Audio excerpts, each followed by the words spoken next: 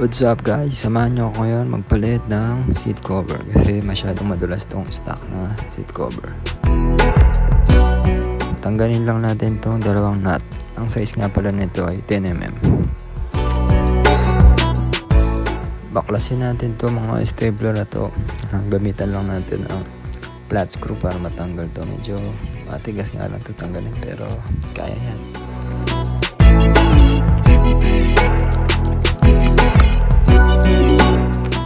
Alright guys, tanggal na.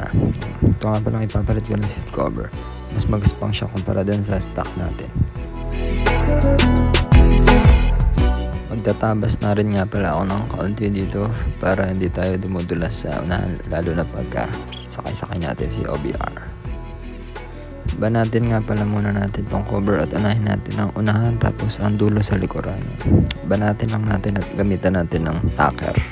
Ito pala yung ginagamit sa pandikit ng mga poster ng mga kandidato. Kaya kung may mga nagdidikit dyan sa inyo, hiramin nyo muna.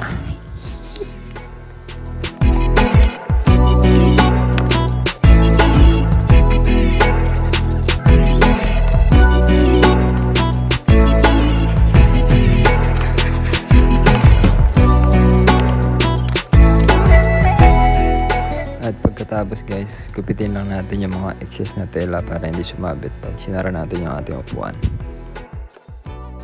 Alright guys, pwede natin balik to.